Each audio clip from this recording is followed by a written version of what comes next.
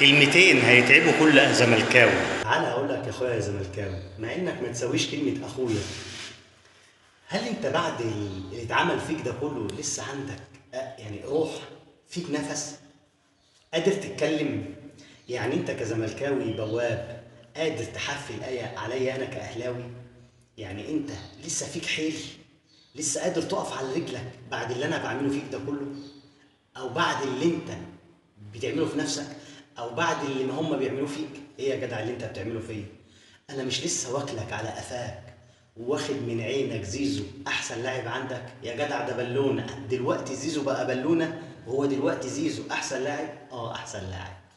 زيزو احسن لاعب عشان جه الاهلي وكان بالونه هو في الزمالك، بس يكفي ان انا خدته من قلب عينك وجبته عندي. لو زيزو ما كانش احسن لاعب ما كنتش تطلعوا في قلب المدرجات بعدها وخدتوه سباب وشتايم لمدة شهر. لو زيزو بالنسبة لك ما كانش أحسن لاعب ما كنتش رحت عملت شكوى في لجنة التظلمات عشان تاخد من وراه فلوس وتعمل له إيقاف. قامت التظلمات مدياك قلم كمان على قفاك وقالت لك احنا غير مختصين لأن العقد سليم. انت لسه فيك حيل كزملكاوي حتى لما اتاخد منك لقب الكومبارس؟ يا راجل يا بواب يا زملكاوي يا مرتزق، لقب الكومبارس ده متسجل لك في موسوعة جينيس ان اعظم كومبارس على مستوى التاريخ هو الزمالك. انت لسه فيك حيل لما بيراميدز خلاك هلهوله وضحك عليك بشويه فلوس وخدك جمهور ساقك بمساعده مجلس اداره ناديك ووداك عشان تشجع بيراميدز عشان ياخد دوري ابطال افريقيا. لسه فيك حيل لما بيراميدز السنه الجايه هيلعب انتر كونتيننتال وسوبر افريقي وهيلعب آه، 29 كاس عالم للانديه وانت بقالك 23 سنه بتعاني مش عارف تاخد البطوله دي يا مسكين. لسه فيك حيل من كتر الضرب وقله الادب اللي مرتضى منصور وممدوح عباس دلوقتي بيكمل عليك لما عمالين تبوسوا وتمدحوا في ممدوح عباس عشان يصرف عليكم فلوس، يصرف عليكم فلوس عشان صفقات، وجاي تلومني ان انا بجيب صفقات بملايين وانت يا شحات بتشحت وبتتذل تحت رجل راجل اعمال عندك عشان الفلوس. انا مستغرب بصراحه ان جمهور الزمالك ده لسه يعني عنده امل او عنده بسمه للحياه.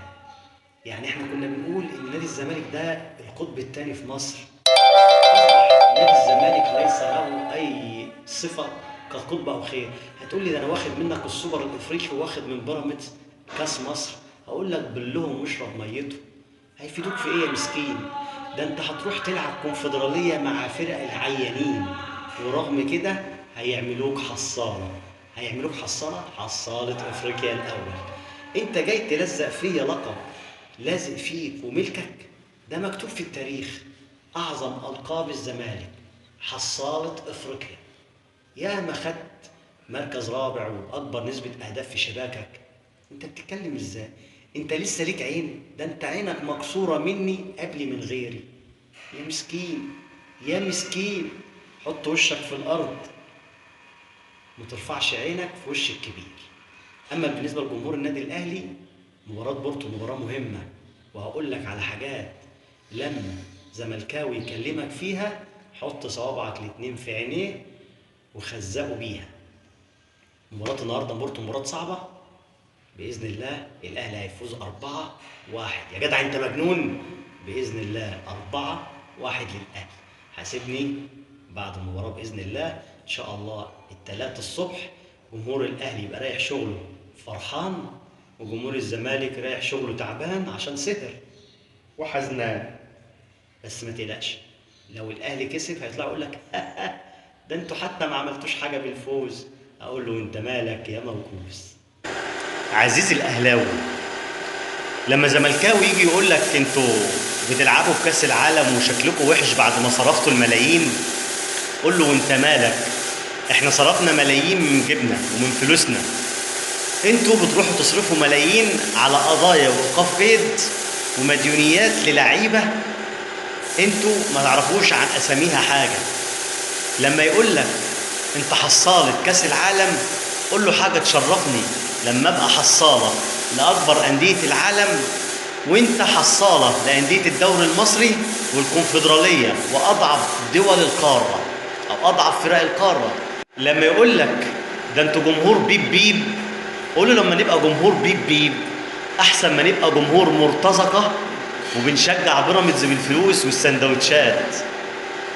لما يقول لك انتوا بتعملوا ايه في كاس العالم، ماتشاتكم كلها خساير، قول له احنا خسرنا في كاس العالم وانت عاجز، ما انتش قادر تاخد المركز الثاني اللي كان لقبك فيه لقب عالمي ومسجل باسمك في موسوعة جينيز ككومبارس الكرة المصرية.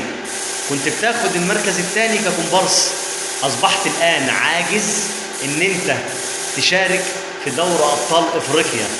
بقالك 23 سنة عاجز غير إنك تاخد دوري أبطال إفريقيا. أنا في 23 سنة أو 25 سنة رحت كأس العالم للأندية 10 مرات وأنت عاجز. لما يقول لك أنت بتخسر كل المباريات، قول له ده قول له أنت بالنسبة لك لكل زملكاوي يقول لك كده، قول له ده قصر ديل يزعر، ضعف منك وعجز منك. وأنا يا ما فرحني الأهلي، وإيه المشكلة إن ألعب مع أكبر أندية العالم وأنت قاعد حزين بتبكي وبتتفرج عليا. وياما جمهور زملكاوي قال نفسي اشوف قبل ما اموت الزمالك بيلعب في كاس العالم للانديه. تقوم انت رادد عليه وتقول له لما تبقى توصل دوري ابطال افريقيا ابقى فكر الاول تاخد دوري الابطال وبعدين يدينا ويديك طول العمر وتروح كاس العالم للانديه. بس انا خايف لا البطولة تفلس وتعلن إن مفيش موارد للبطولة زي ما حصل معاكم يا فرقة نحس 2002. ده الفرق بين الأهلي والزمالك. الأهلي مشرف جمهوره حتى لو كان في بعض المشاكل وفي خسائر، لكن يكفيك شرف إن أنت بتلعب في أول بطولة عالمية بالوضع ده، وكمان تقص الشريط وهم محصورين ولسه بيفكروا هيجيبوا مين لاعبين ولا مين مدرب هيمسكهم. كلهم مفكرين ان جون ادوارد هو العصا السحريه. قول له انسى، ميدو او ميتو ابو كاس مش هيسيبه يعمل اي انجاز. كل واحد هيطلع على الشاشه ويقول لك انا اللي عملت انا اللي عملت انا اللي عملت. الاهلي سيستم ومسيره يرجع لك يا ميتو يدوس عليك زي ما داس عليك قبل كده. والسوبر قادم والدوري كمان قادم. بس يا ترى جمهور المرتزقة، الجمهور الزمالك المرتزقة ابو سندوتش وتيشيرت وفلوس، هيشجع مين في السوبر المصري؟ بيراميدز ولا الزمالك؟ مش عارف. عاش الاهلي بجمهوره وعاش الخطيب، ودايما في ظهر الاهلي على المره القليله قوي قبل الحلوه الكبيره قوي. هو ده النادي الاهلي، هو ده النادي الاهلي. فاي زملكاوي يقول لك ويعايرك ويقول لك اي حاجه، قول له احنا فخورين بفرقتنا مهما كان الوضع. هنرجع من هناك ب 11 مليون دولار وانتوا قاعدين هنا بتسددوا في القروض ومديونيات النادي. الاهلي بيتذكر اسمه في اكبر محفل عالمي للانديه، والزمالك لما بيتذكر اسمه في قضايا الفيفا وايقاف قيد. وبعدين لما حد يقول لك انتوا صرفتوا المليار، قول له انت مالك. لما نقول لك هات جنيه قول لنا لا. بس انت بتقعد تعيط وتبكي زي الحزين وزي العيال الصغيره. الاهلي بيجي له فلوس منين؟ مش معنى الاهلي، مش معنى الرعاه. اعرف حجمك واتكلم عن الاهلي. السلام عليكم.